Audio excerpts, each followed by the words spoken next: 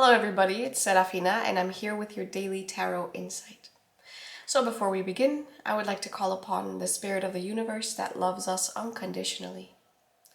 I would like to call upon the spirits of this land, of this island, and of this ocean, and I thank them for holding the space and for their ancient wisdom. And I would like to call upon my guides, ancestors, archangels, my higher self, and my team of light, and I thank them for their presence and guidance with this collective reading.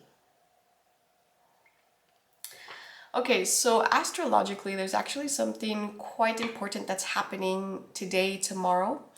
And it is that Venus, the planet of love, art, female relationships, luxury, money, is meeting up with the planet Uranus.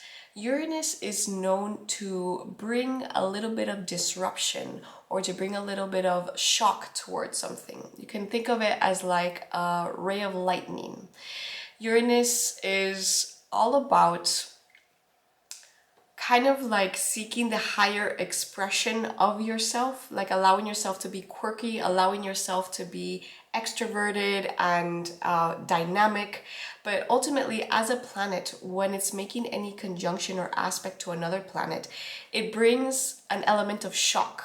It brings something unexpected.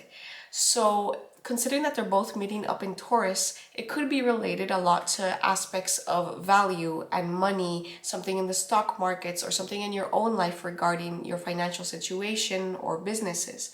However, of course, it can also play out in our personal relationships. So the thing about this transit is that it can be like very shocking in a good way or very shocking in a disruptive way. So it could mean you're meeting someone new and there's going to be sparks and there's going to be a beautiful romance that's coming from that.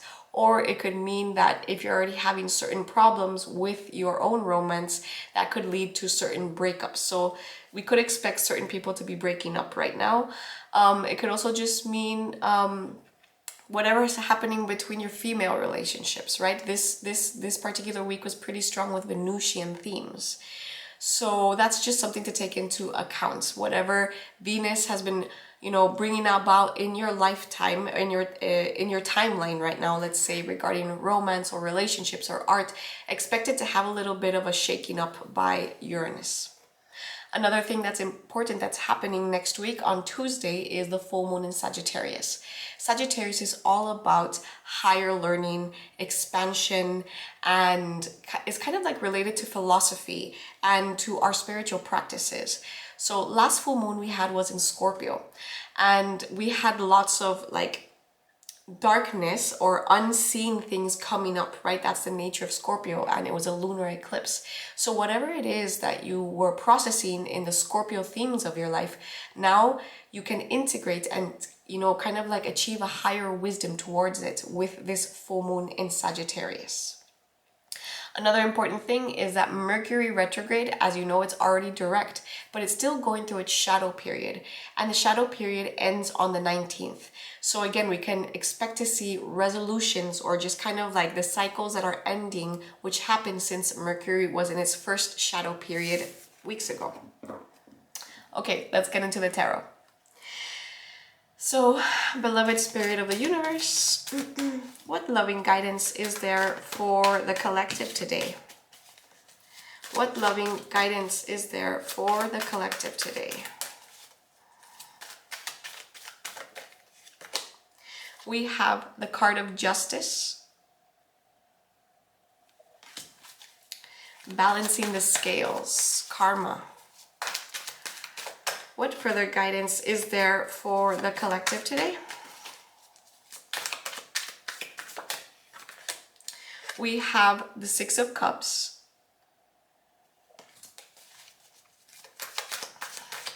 What further guidance is there for the collective today? We have the Three of Wands. What further guidance is there for the collective today? We have the Two of Cups. Not surprised. What further guidance is there for the collective today? We have the High Priestess. Okay, To complement, I would like to choose from this deck. What further guidance is there for the collective today?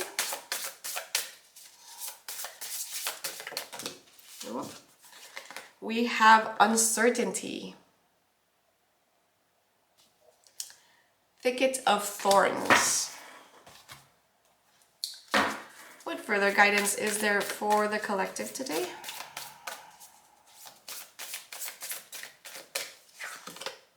We have stellar gateway activation, infinite potential, manifestation vortex. So already we're seeing that it's kind of like things are not written in stone. Like there's so much potential for things to play out in different ways. And I'm going to pick an archetype just because I really love this deck. What further guidance is there for the collective today?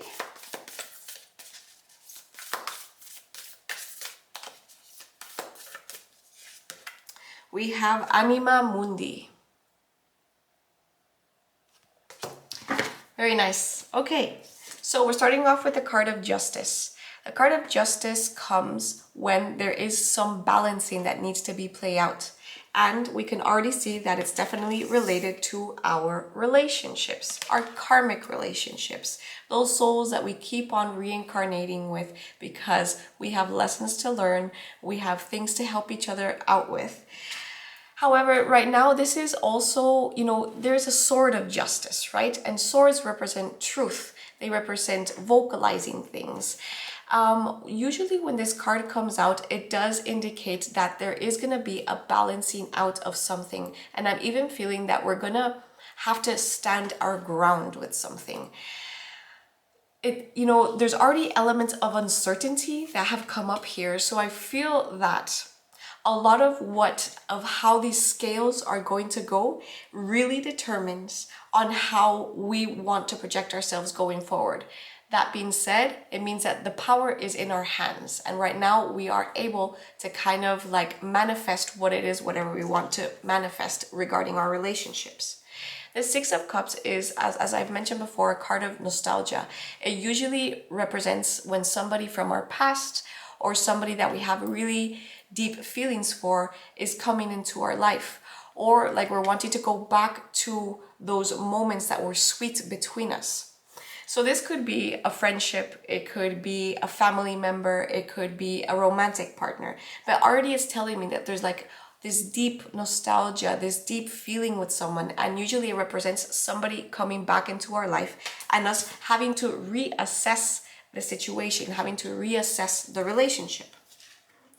The Three of Wands comes when, it's a card also of vision, right? If you look, we have, these two wands, which represent the first suits of the wands, and this one, which indicates like direction, forward movement, and they're looking out towards their future. So that's why I'm saying that it's a lot about manifestation and us being able to visualize what it is that we want to bring into our life right now. And it also indicates that there's new things coming in for us. So in order to make this decision, or in order for us to balance the scales out, I feel that it's asking us to have like a higher perspective towards things. The Two of Cups, right? We have the female, the masculine, and they're intertwining, and there's healing energy. It's all about us being received, right? Having our cups full, and then from there being able to exchange these full cups with other people. But it's a card of partnership. It's a card of love. So again, these themes are very strong. We are finishing off with the High Priestess. The High Priestess comes when there are like intuitive hits that we're feeling, but ultimately what this card represents, in my perspective, is that we already know how this is going to play out. Our soul, our higher self, is already sending us cues and messages of how to be able to deal with these situations. Not only that probably it's already been manifested in another level, in another dimension, and we're just kind of like playing out the human karma right now. So it says infinite potential, manifestation, vortex, right? And we have the pyramids of Egypt there. So what this card is telling me with the card of uncertainty is that nothing is written in stone. So how these scales are going to balance out regarding whatever emotional endeavor we're going through and our visualization of how we want to project our future, everything is uncertain. And the choices that we make right now are the ones that are really going to determine how things carry forward. And you have enough knowledge and inner wisdom to make the right decision. So I'm going to read from this card of the Anima Mundi. It says, the soul of the world, all that is. Anima Mundi epitomizes the principle accept all, reject none. Simply put, it is the living multidimensional layers bonded together by the loving cosmic forces. Diversity is celebrated, multiplicity is honored, and nothing is denied embrace. Constructs of separation dissipate into the wonderful mess of shared consciousness. Anima Mundi is the link between the literal and the imaginal, the rational and the mythic. It is a connective fiber that makes life meaningful. This card indicates an initiation on the level of the soul. You will awaken the unique light within and witness how this light contributes to the radiance of the entire universe. You will sense yourself as a critical note in the cosmic orchestra. Destiny is altered as you hear the enchanted melody of all living things. So exactly, it's basically saying that we're kind of like at this moment, this pinnacle moment of making these decisions, of being able to dance very well how the high priestess does between these different dichotomies, right? Of separation and connection, of everything that's bonded and everything that's separate. And within these paradoxes, you will awaken to your light. And it says, destiny is altered as you hear the enchanted melody. And so again, this theme of not everything is written in stone, and that with every step you take, with every intention you set, with every conversation you have, things are being altered and the way is being shown, right? So it's about us embracing this visionary that we have within us and kind of connecting to our high priestess and saying, what would my higher self choose to do in this moment? What karmic lessons are playing out for me right now, and how can I ascend to like my highest path right now? And with that, there's a dissolution. There's us dissolving into this cosmic melody as they described. Okay, so to finish off, I would like to choose one from... I'm going to go to this the Buddhist one that I've very much recently purchased, and I think it's a beautiful deck. So, beloved spirit of the universe, what further guidance or last guidance is there for the collective right now?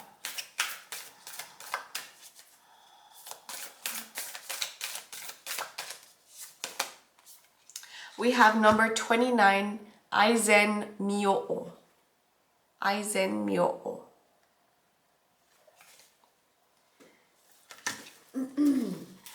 It says, his red skin reflects the deep love for humanity.